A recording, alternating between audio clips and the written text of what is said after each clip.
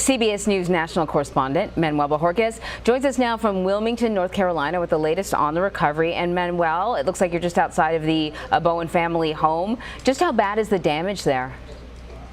Well, just take a look at this. We're surrounded by water here. Their backyard, if you can even make some of that out, is really just looks like a lake here. And of course, you've seen that there's water that has gone inside the home. The water has started to recede a bit, but it was pretty high up at one point. So all their floor, a lot of their belongings, they're going to be a total loss. And that's what they're dealing with right now, is trying to figure out how they repair all of this, when really at this point they say they don't really have the money saved up to do it. They don't have flood insurance, so they're really going to be dependent on the kindness of people around here. But they've done it before. They had to rebuild after Hurricane Floyd, and that took 4 years to do.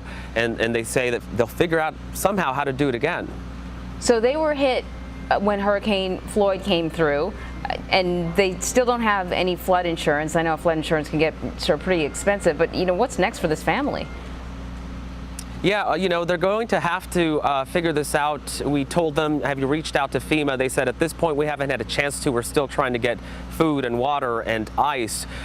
They're going to have to figure out whether they do qualify for some assistance and where to go sign up. We have spoken with FEMA officials here who say that they do plan to be here for the long term, and once the cleanup is complete, to have centers throughout the North Carolina area and even in South Carolina if need be, where people could then apply for aid. But again, you always, when we cover these disasters, we remind people that that aid is just a supplement. It's not going to make everybody whole again, so they will still have a lot of figuring out on their own to do. Yeah, and a lot of the areas around the Carolinas are still dealing with floodwaters. What's the timeline, that officials are giving people in terms of when will this water recede, or are some people actually going to see the water continue to rise for several days? It depends on where you are. You remember how large the storm was and how much rain it dumped on the Carolinas. There are different rivers and tributaries that are feeding into different areas. So we do know that, for example, Conway, South Carolina, south of us, they were expecting the waters to still rise, and they were going to keep an eye on it today as the water's just going out into the Atlantic. Places like here in Wilmington have largely dried up. The waters have largely receded, but you do still have pockets like this where it's taking a really long time to go down. So the best advice for people is clearly to still listen to their local officials, because those are the officials that will have the best information on that river closest to you. Has it crested, or is it still expected to crest? So you've spoken to people in the area. Many of them are in recovery mode, but what sort of stands out to you the most about their struggle? What are their biggest challenges now moving forward? Well, they're really resilient people. They've been through this before. We've been just struck by the generosity and kindness of people, even during their worst times, just coming up to us and asking us if we need anything. The long term will be the difficult part here for people. Of course, there's an onslaught of support and of help, of trying to get food and water and ice, and that's all welcomed, and people are very grateful for it. But once the attention is no longer on this storm and what happened here weeks or months from now, that's going to be where the struggle really gets interesting for a lot of people. Will they be able to get the FEMA assistance that they have been told they can get? How much will that assistance be? Will any insurance cover people who do have insurance, unlike the Bowens family here? There's all that figuring out, getting adjusters in, and that. So the rebuilding, the long term here is really going to be the tough part for people. Yeah, well, the president said yesterday that the federal government is there to support them throughout this whole thing, that the money is there. So hopefully the promises that he made yesterday will stand. Manuel Bojorquez, thank you. Thank you. Our senior correspondent Rick Leventhal is about 80 miles down the coast in Wilmington, North Carolina, which was surrounded and cut off by floodwaters after the storm. Rick? And Shepard, we believe we watched the president fly over us here on his way from New Bern down to South Carolina in a convoy of helicopters and Osprey aircraft. As you mentioned, he did go into New Bern, where he was passing out hot meals to residents who were driving through that food distribution point at a church after he landed at the Marine Corps Air Station at Cherry Point this morning, and he got a briefing from local, state, and federal officials. After handing out those meals, he headed into town where he saw some of the heavy damages there that you reported on, the and hundreds of homes there, at least, that were inundated with more than 6 feet of flood water. Thousands of structures across the Carolinas have been damaged or destroyed. At least 10,000 people are still in shelters, and some 3,000 rescued by air or boat, along with hundreds of pets, roughly 150,000 without power. The president offering reassurances today. The insurance company doesn't want to pay. So we're going to find out. We're going to find out. Maybe we'll try and help you a little bit. But I want to find out the name of the insurance company, okay? Doesn't sound right. There is some progress to report, Shepard. About 80% of the roads here in Wilmington have been cleared, and at least half of people have gotten their power back. But there's still a curfew in effect here in New Hanover County, and the floodwaters could rise here in Wilmington again early next week. At last check, Rick, officials are blaming this storm for the deaths of 37 people. Yeah, and 27 of them here in North Carolina, where the governor said they took a death punch, but 2 more deaths overnight in South Carolina. There were a couple of mental health detainees who were being transported in a sheriff's van, and a couple of deputies were in that van. They drove into some floodwaters. They got trapped. They got swamped. The deputies were able to get out. They say they tried to save those 2 women in the van, couldn't get them out. Those deputies were plucked off the top of the van. Still more than 1,000 roads that have been closed or inundated by floodwaters. The officials here are telling people if you did evacuate, it's too soon to come back because the worst isn't over yet, Shep. Rick Leventhal live for us. Rick, thanks very much. At Apple Hut in the town of Beloit, the first apple pickers of the year are making the rounds. But farm owner Lori Jensen says in the years she's been on the farm, she's seen the weather continue to change. I think it's just really changed a lot over the last few years, and dramatically so that you actually notice it. Jensen says she considers her farm lucky to have missed much of the rain that has hit the state over the last month. We were really fortunate. It's like the heavens split open and went north or south of us. We escaped all of the hail that had been going on. But says rain elsewhere in Wisconsin can leave apples on farms like hers rotten. Your fungal diseases, your scab on your apples, because it doesn't dry out. It just stays hot, humid, and wet. In nearby Walworth County, the owners of the apple barn say the rain and heat forced them to change how and when they harvested this year. Ended up picking earlier than we have, almost ever, just because of the rain and the consistent heat that we got. Jensen says long term, she doesn't know what to make of the continuing change in weather. I hope that this climate change that we're going through would just stop. You know, I don't know how long term that's going to affect farming. A massive lawsuit is targeting a pharmaceutical company, claiming the case is one of California's biggest instances of insurance fraud. RT's Natasha Sweet is in LA with more. Tonight, pharmaceutical giant AbbVie, which makes the arthritis drug Humira, is in the spotlight. The California Department of Insurance is suing the company for allegedly giving healthcare providers kickbacks for prescribing Humira. This all brought forth to the department by a whistleblower. Now, the lawsuit claims AbbVie provided cash, trips, and other gifts to healthcare providers, influencing them to prescribe the drug. The lawsuit also alleges the company provided free insurance processing and marketing assistance. Well, this was all coordinated through a group of registered nurses known as AbbVie Nurse Ambassadors. These nurses visited patients at their homes who were prescribed Humira. According to the suit, they were then trained to downplay the drug's potential risks, which include cancer and other serious infections, which can turn fatal. According to Dave Jones, California Insurance Commissioner, AbbVie gambled with the health and safety of thousands of Californians' lives, including children, by making sure patients continue to take Humira at any cost, all to protect their profits, not the health and well-being of patients. But AbbVie's spokeswoman, Adele Infante, says the lawsuit is without merit. She also says the nurses' visits consisted of educating patients and assisting them with therapy and in no way replace or interfere with interactions between patients and their healthcare providers. In 2017, Humira made $12 billion in sales. Documents reveal from 2013 to August of this year, Insurance companies paid $1.2 billion for Humira, which covered thousands of its patients using the drug. Well, if the lawsuit's allegations are true, this would be the largest case of insurance fraud in the history of the California regulator. Now, earlier this week, AbbVie's shares took a hit after the lawsuit was announced, and now the company is facing billions of dollars in penalties. This entire lawsuit was brought on by a registered nurse who used to work for AbbVie. In Los Angeles, Natasha Sweet, RT. You have now said declassify and redact it. How soon will that be coming? Well, we're moving along. We're working along. We're also dealing with foreign countries that do have a problem. I must tell you, I got called today from two very good allies saying, please, can we talk? So it's not as simple as all that. And we do have to respect their wishes, but it'll all come out. You know what? Elections are about peace and prosperity.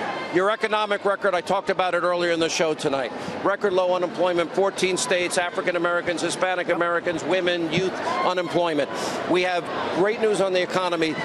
Better news with Kim Jong-un. He's not firing rockets over Japan. Well, with, honestly, Korea, North Korea, South Korea, things are working out very nicely. Tough sanctions against Russia, and the Iranian economy and the Chinese economy are both going down as you have taken a tough stand.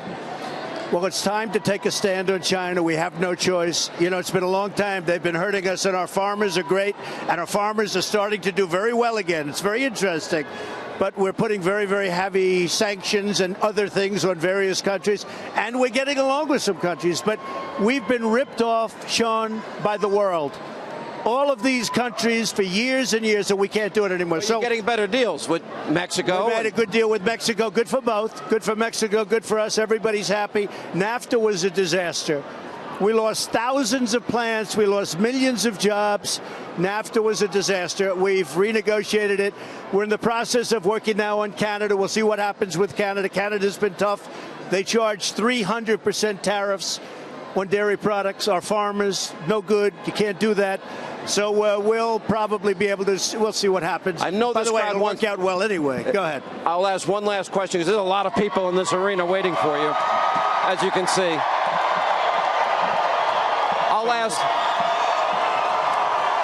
I'll ask one final question. Amazing people.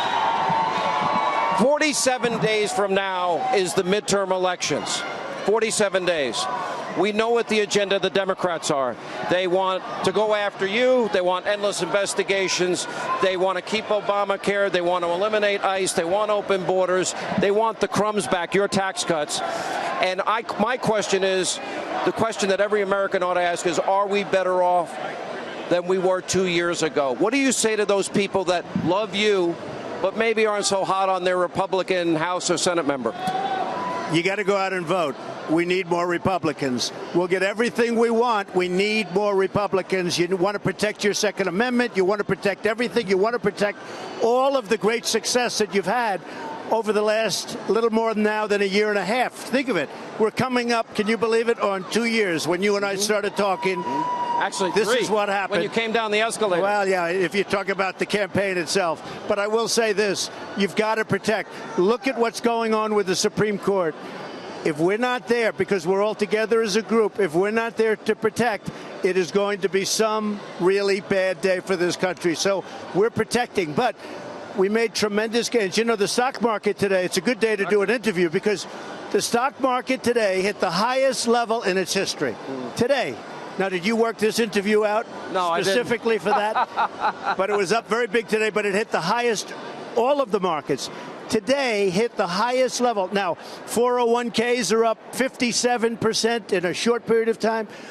If the Democrats get in, those numbers will be cut in half. You will see bad things. Obama never made, the only president in history that never made 3% GDP growth in a year. All right, the budget negotiations, are you going to demand, you challenge Republicans, fund the wall completely? Will you insist on it? We're getting $1.6 billion. We're continuing. We spent $3.2 billion. We're continuing to build the wall. I'd like to do it. I could do it so quickly. I'd like to do it in one piece. The Democrats are holding us back. I am told by Republican leadership, and I hope they do it because there are a lot of people counting. See the people with the wall? I want the wall too. Yeah. They got it down. That they will do it immediately after the election. We've got $1.6 billion. A lot of money, but not when it comes to building. You've already got $3 billion you spent. We've got $3.2 billion. It's being built. We've got $1.6 billion, but we have to do much better than that because we can do it very quickly. And you know the bottom line? We need it. The Democrats, they want open borders. They want people coming in. That means crime. We're the opposite. You got to have a border. You don't have a border, you don't have a country. You know that. Security. Securing security. Our children. It's about, and you want a door in your wall. Oh, it's going to have lots of doors. People are going to come in, but they're going to come in through merit. And they have to come in because we have companies moving in from all over the world. They're coming back to the United States. The biggest companies, Foxconn, the biggest companies in the world are coming back. We need people, but they have to come in through merit. Theresa May really has been ambushed here. This was not how this summit was meant to go. She thought it was a moment that would de-escalate tensions over Brexit, bring the sides further together, end up with a bit of progress, maybe even a timetable towards a deal, bring that into view, even if the shape of the deal wasn't entirely clear. She was going to achieve that by appealing over the heads of the Eurocrats, as they're called, the European Commission, to national leaders who would see things her way, who understand the economics of frictionless trade and the need to stay close and the rest of it. Well, she tried it last night and it didn't work. Tonight they came out at their press conferences and in various statements saying that her Chequers plan still wasn't acceptable. Theresa May's theory about why this has happened is that it is them, the EU, playing hardball. This is tactics in the negotiations. She came to a press conference looking visibly angry, I have to say, and made that point in language, you know how cautious she is, in language which was pretty unfamiliar. She pretty much said that the plans that the EU had come up with were not serious, not credible. So it leaves you at the end of this summit wondering, is this a blip, a pretty major blip, but just a tactical thing? Are the assurances that European leaders, London says, have been giving to Theresa May, that they really do want a deal and they think one is viable, are those assurances going to come back on track, not least with Theresa May unveiling some of her additional proposals quite soon on the backstop and regulation between Northern Ireland and Britain? Could this all just be swept away, or is this a case of Britain, as some would argue it has done in the past, completely misreading European leaders, maybe misjudging how much, for them, the politics of the EU project regularly trumps economics? This is how day 2 of the Salzburg summit went. After 28 leaders posed for the group photo, nearly all of them went back to the meeting room for the next session. One leader said her goodbyes. Theresa May wasn't allowed back in for their next discussion about her Brexit plan. But she waited around, keen to make a last good impression on leaders before they returned to the table. There was an embrace for President Macron, the man Britain believes is leading the hardliners who won't soften the EU position. The kisses don't seem to have worked. With Theresa May safely excluded from the meeting room, Michel Barnier was brought in the front to brief the leaders on the negotiations he's been leading for them. The Salzburg meeting was meant to be the one where tensions reduced and a date for a deal came into view. Instead, there was no special crunch summit announced, and leaders like President Macron emerged saying Chequers was not acceptable. The French president said that was the consensus in the room. And then the European Council president, thought to be friendlier than some to the British position, confirmed that. Everybody shared the view that while there are positive elements in the Chequers proposal, the suggested framework for economic cooperation will not work. At her press conference, Theresa May appeared angered and suggested the EU was simply playing hardball. I have always said that these negotiations were going to be tough. And at various stages of these negotiations, different tactics would be used as part of those negotiations. She tried a little hardball herself. She was ready to walk out of talks. But let nobody be in any doubt that, as I've always said, we are preparing for no deal. So that if we get to the position where it is not possible to reach a deal, then the British people can be confident that we will have done what is necessary to ensure we make a success of leaving the European Union, regardless of the terms on which we do so. Amongst those listening at the door, Ollie Robbins, the chief official negotiating Brexit. On the BBC on Monday, he was heard telling the Prime Minister in a meeting that her Chequers plan was a game changer and was gaining traction across Europe. Our white paper remains the only serious and credible proposition on the table. For around 10 minutes last night, Theresa May was allowed to make a plea to leaders for her approach. Number 10 had hoped it might spur the other leaders to assert themselves over the European Commission negotiating team. I don't think it's the good time to alter the techniques of this process. She's not going to peel you apart from each other. No, I don't think that is the method. At the end of the day, it will have to be agreement we'll all have to sign up, so and has to go through the European Parliament. So we need a wide support. This morning amongst the leaders there was only one outspoken ally for Britain. We should have a fair approach and to have a good deal with them how to continue. I think some of your colleagues are trying to punish them, maybe pushing them. No, it's a very general approach. Mr. Orban, but we have a camp, quite number of countries. Hi, President. Who would? How are you? There are some others, like Hungary, who don't like that kind of approach, and we would like to have a fair Brexit. But for many here, Viktor Orban has near pariah status. I think the solution to the problem of migration. Don't let them in, and those who are in, send home. That's so simple. Good meeting, but we're a long way off yet. In reality, the morning meeting between Theresa May and the Irish Taoiseach was said to be anything but good. Theresa May seems to have been surprised by how badly things went here. She's promising new proposals on the regulation checks and Northern Ireland soon. Europe is demanding much more dramatic change and is saying the October summit in 4 weeks' time is the deadline. There had been a hope in Number 10 that this summit would be a shot in the arm for the Chequers proposals.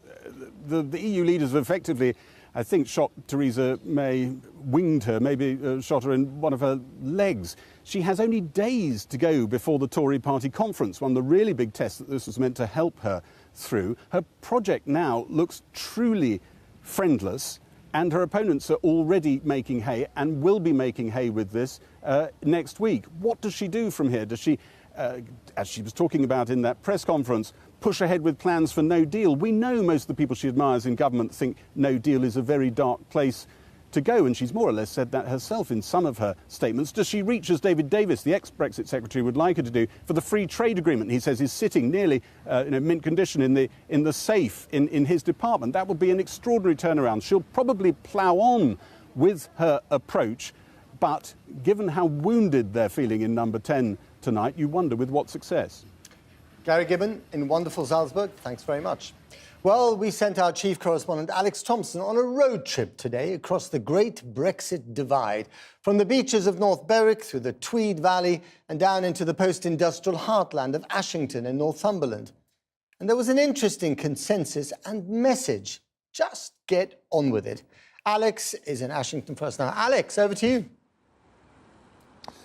Certainly am, Matt. Yes, the memorial pit wheel here in Ashington, in what was once not just the biggest pit village in the UK, but they say the biggest one in the world. And it marks the end of a very varied journey, different landscapes, different industrial and agricultural heritage that we move through today from East Lothian. And of course, different views of Brexit on both sides of the border, as you would expect. We expected division, we expected strongly expressed opinions. Obviously, we got those, but we didn't expect that message coming from both sides, from Brexiteers and Remainers alike. And it's a pretty strong message, albeit, I should stress, completely unscientific, of course. Pretty strong message to the Prime Minister. Somehow timeless and tranquil this morning, where the Firth of Forth unwinds into the North Sea. Craigleith on one side, the amazing Bass Rock on the other, and right behind me the Isle of May. See what we did there? And this, on shore, of course, North Berwick. And in North Berwick, more people voted to remain in the EU than almost anywhere else in the UK. Among the early morning dog walkers, a Remainer businessman who said what so many would tell us today on both sides of the divide. At the end of the day, we had a vote. The vote is to get out and do something else, so let's get on with it. And of course that Remain refrain, how do we function without imported EU labour? Living in an area like this and talking to farmers that I know who say that they couldn't get their crops in without people coming from Eastern Europe, who are a tremendous workforce. Yes, it needs to be controlled, but we still need these people to help us, and we help them. With an elderly, affluent demographic, North Berwick tells a certain story.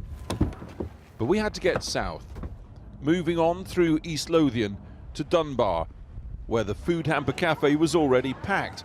A younger, less affluent clientele here. Timothy Staples, Brexit then, Brexit now.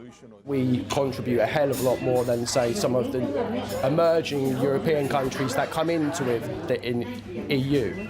We subsidise a lot. So surely, if we're not subsidising, that's better for us financially, surely. And of course here, the strong sense from many that Brexit England just isn't listening anymore to Remainer Scotland. You sound like you feel left out. We do feel left out.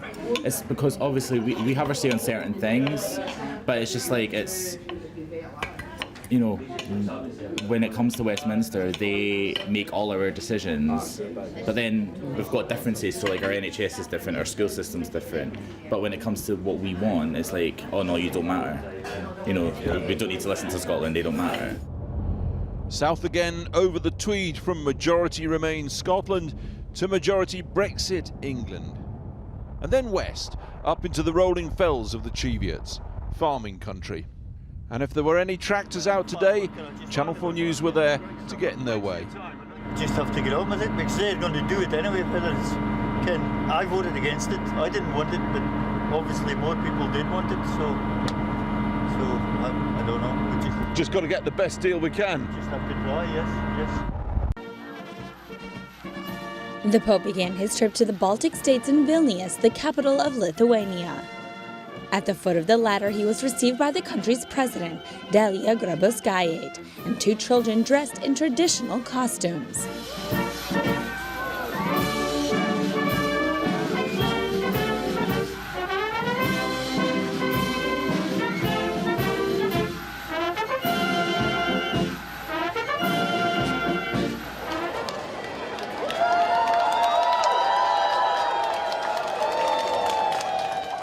Then the Pope moved to the presidential palace where he met with the president and other authorities from the country. Sua Santità, le porgo il più cordiale benvenuto a Lituania.